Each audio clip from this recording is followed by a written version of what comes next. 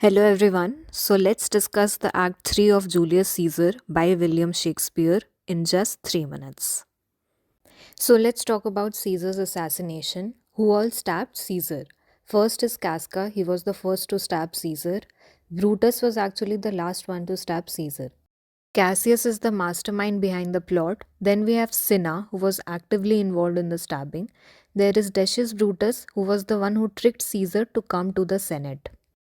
Then we have Metellus Cimber, who begs for his brother's return as a distraction so that the others can stab Caesar. We have Trebonius, who doesn't stab Caesar but keeps Mark Antony away so that he cannot stop the conspirators. Then we have Ligarius, who joins the conspirators and participates in the stabbing. Caesar's last words, et tu Brute, is very famous, which literally translates to you too Brutus. So Brutus was like a son to Caesar, and the fact that Brutus is stabbing Caesar was like the ultimate betrayal for him. Caesar is extremely shocked and heartbroken. Who is Mark Antony? Well, Mark Antony is a loyal friend of Caesar. He wants to avenge the death of Caesar. So he first pretends to support the conspirators just so they allow him to give a speech on Caesar's funeral. He is also a very good speaker and orator. Now, on the funeral of Caesar, first we have Brutus who addresses the mob. Brutus justifies Caesar's assassination by saying that Caesar was too ambitious. He would have turned Romans into slaves. Brutus says that he did love Caesar, but he loved Rome more. Now the crowd cheers for him as they feel he is very patriotic. After Brutus's speech, we get the speech of Mark Antony. He addresses the mob and he says he has come to bury Caesar, not to praise him. He repeats the line, Brutus is an honorable man, throughout his speech, which is said in a sarcastic manner, as if he's trying to highlight the point that Brutus is the one responsible for Caesar's death. He reminds the crowd that Caesar refused the crown thrice.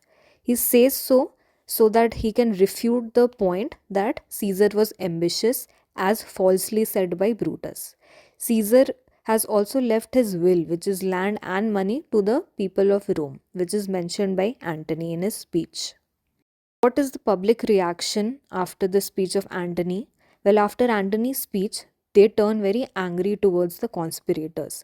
They riot and they demand revenge for Caesar's murder.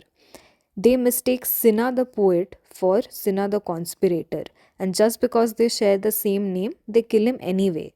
Now Rome has descended into complete chaos and madness. Let's compare the difference in speech between Brutus versus Antony. The speech of Brutus appeals to reason, whereas the speech of Antony appeals to emotions. Brutus speaks formally and directly, whereas Antony speaks emotionally. Brutus sounds like a leader, but he lacks emotions, whereas Antony very cleverly shows Caesar's bloody cloak and body. Brutus touches the mob's patriotism but not emotions, whereas Antony creates a visual shock by showing Caesar's dead body that triggers grief and anger among the mob. Antony's speech fails Brutus's speech. Antony is able to win over the mob by his speech. That was all for Act 3 of Julius Caesar. For further explanation of Act 4 and 5, you can refer to our other videos. Thank you.